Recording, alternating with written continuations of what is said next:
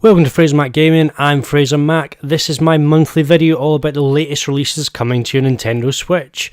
May was a massive month of games and there were so many games I had to make two videos covering all the releases I was interested in. E3 is on the horizon, so most developers are trying to avoid their games' marketing being drowned in the leaks and major announcements surrounding the biggest event of the year. But there's still some good games on the card for June. I've compiled a list of 10 games to look out for in the month. Keep watching to find out which 10 games made the list, which ones I like, and which ones I'll be picking up this month. So sit back and enjoy the top 10 games coming on Switch in June. The first game on the list is Shaq Fu: A Legend Reborn. So the original Shaq Fu, yes, it will forever be shit. I never played it, but I think it's universally known that it sucked as a game. It's even acknowledged in the new game's promo material, as you can see. But everyone deserves a second chance in life, and the same goes for gaming. So Shaq Fu is back in Shaq Fu: A Legend Reborn. Instead of a poor 2D wannabe Street Fighter, Shaq is now transported into a more modern 2D side-scrolling beat-em-up. It was born from a Kickstarter that reached its funding goal of $450,000 back in 2014. It's had a bit of a complicated journey since reaching its Kickstarter goal, and it had some licensing issues, very late in the day when it's due to release. But Shaq Fu: A Legend Reborn was actually at EGX Res 2018. I was keen to play it, but it was actually stacked the whole time I was there, so I didn't get a chance. But it looks like it could be an entertaining game, could be something worth picking up, and it's coming out June the 5th from Big D's Productions. Spoiler alert, I love shoot-em-ups. Don't call them shmups, just let's not go there. But the new indie game from Artax Games and East Asia Soft is Iroh Hero. So it has a number of elements in it that you'll probably recognise from retro shoot-em-ups from the past. It relies heavily on a colour polarity system similar to Ikaruga. It has a lot of interesting variety of weapons in there. Special skills, and you can upgrade your ship. There's 9 levels with 10 boss battles, obviously harking back to kind of arcade days, and we're going for a very retro look with the graphics. So you need to use different strategies and tactics to progress in the game and save humans from being enslaved as an energy source in farms. So they've gone very Matrix style in the story there. You can save humankind as the main character Iroh on Switch June the 7th, when it releases on the eShop for $12.99 in the US and $11.69 in the UK. So I own an insane number of shoot 'em ups, so this is something I'll probably be picking up this month, and I'm looking forward to playing it on my Switch. The next game on the list is from a well-known series, which has obviously recently arrived on the Switch. I've never played any of the Banner Saga games in the past because I took quite a big break from gaming due to work, etc. But the first time I heard of it was obviously back on the Spring Direct, so I didn't quite have the same reaction as someone when it was announced, and they mentioned that this, the game would be coming and it'd be a trilogy. But it did look cool. The original Banner Saga was released on the Switch on the 17th of May, and obviously the sequel Banner Saga 2 arrives June 7th, so before the third and final game releases at the end of July. It's an award-winning Viking tactical RPG game where your actions directly affect the characters and the story of the game. So you have to make difficult decisions, and you attempt to keep your caravan of humans and giants alive, and you're on a journey through an imaginary Scandinavian landscape, which does look amazing when you look at the artwork. It uses turn-based combat, and you've got a range of units and talents and objects. There's lots of missions to take part in, so your actions and your decisions during the first game can actually carry over if you played it, so your game continues directly from the end of the first one. And indie developer Stoic focused on creating new enemies and improving the combat system to kind of build upon the foundations of the first game. But obviously Banner Saga 2 arrives on Switch June the 7th. One of the games I mulled over including on the list the most was Sushi Striker Way of Sushido. So I think they're just doing that to trip me up, but it's a crazy idea for a game, and it sounds like it should be, the product of some awful product placement driven kind of marketing game. It's not. It's Nintendo being weird and creative, as they often are.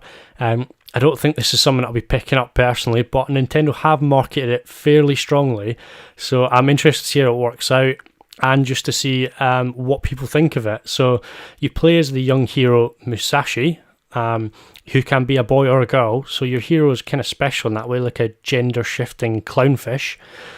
So you've got to solve the mystery of your missing parents in a bleak world where sushi has been banned and an evil empire threatens your homeland. So you must do battle in some weird sushi samurai action puzzle sequences. So the gameplay is very much based on matching coloured plates and types of sushi to create powerful attacks and throw them across the screen. If it sounds weird, don't worry. It sounds weird to me as well. So does any of it make sense? I don't know. How awful would it be in a hipster's cafe and food outlets, etc. if sushi was banned? I can imagine it would spark a sushi war. It looks all kinds of strange and wonderful and surprising, but then again, not so surprising from Nintendo. Probably just surprising that Nintendo's releasing it in the West, and it will set you back $39.99 in the UK. I think you can get it slightly cheaper, digitally, etc., or some ways from some outlets. It's getting a physical release, and it's all available June 8th, and it's also on Switch and the 3DS if you still want to get games on the 3DS. Getting back to something more typical of what we've seen on the Switch so far is Flashback 25th Anniversary Edition. So some of you might remember the SNES game from back in the day. It is obviously 25 years old. So it was a space action adventure game, first released on the Amiga. But you play as a young scientist, Conrad B. Hart, who's kind of awoken on a space colony. You don't really know why you're there, but you have to avoid your kidnappers and other enemies you'll meet along the way. And you're trying to find your way back to Earth. So it was an awesome adventure game in its day, very similar graphic style to kind of Prince of Persia games, and real world kind of physics behind it. So if you fell from a great height, you would actually die. So this new Switch version has a game kind of very similar to the original SNES version, and also an updated version that's got more modern graphics, sound and music. And it has a handy rewind function to kind of tone down that difficulty level, because it is a very, very difficult game. So it has an awesome collector's edition, as you can see. I wish they'd release more kind of game footage for you to have a look at it. I have seen limited bits of it. It does look very cool. I'm really interested. I've already pre-ordered it. It comes out in the US on the eShop on June 7th. It's been delayed in the UK and Europe, so I believe that's June the 19th it's out. And a collector's edition, a physical actual edition of it, is available for £35 if you want one. As per usual, the big hitters of the month are coming out to play right near the end of the month when most people get paid. So Mario Tennis Aces comes out June 22nd, and it's trying to get away from the Mario Tennis Ultra Smash and the Wii U. So you can play the game with kind of basic tennis rules, but it introduces all sorts of new things. So there's all sorts of special moves, like a zone shot, where you can slow down play and smash it into a direct area. There's also zone speed, where you can rush across the screen and try and return shots. And players have trick shots and special shots. It's very complicated, so partly why the demo is there, so you can get your hands on it and try this stuff out for yourself. But the game does really seem like, they ripped up, Ultra Smash, and they've gone back to the drawing board, really. It's jam-packed with all sorts of options. So there's online play, there's local co-op, there's online tournaments. They're looking to have regular content for, you can actually win, skins or extra things for the the actual game itself. Keep people interested. It seems like they're going very much in the Splatoon 2 mode. There's also a full story mode. It's supposed to be quite fleshed out. You can play boss battles and all sorts of interesting game mechanics and ways of playing to sort of progress that story. But Mario Tennis Aces is out June 22nd, and the online competition is free to join in from June the 1st to June the 3rd. Tetsuya Mizugaki's rhythm puzzle game, Lumines Puzzle Fusion, is coming to Switch in an updated form of Lumines Remastered, so I hope I've pronounced that properly. But the original game was first released as a launch title for the PSP in Japan back in 2004, so it was released in North America and Europe after that.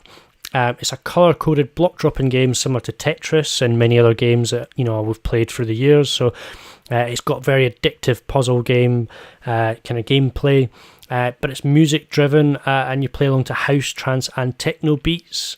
So there's 40 different levels, lots of individually styled themes and music to match that. So you can play it in different modes. There's a basic challenge mode or time attack modes and puzzles or mission modes. and you can play against a computer or you can play against a friend in local multiplayer. So the game makes heavy use of HD Rumble, and there's lots of interesting uses of that. But Lumines Remastered by Risen Air and published by Enhance hits the Switch June the 26th. A game I'm really looking forward to coming to Switch is Ys 8 Lacrimosa of Dana. So it's the latest in the long run Ys series. I've not played any of them before, but I've got into my RPGs recently, so this looks very cool.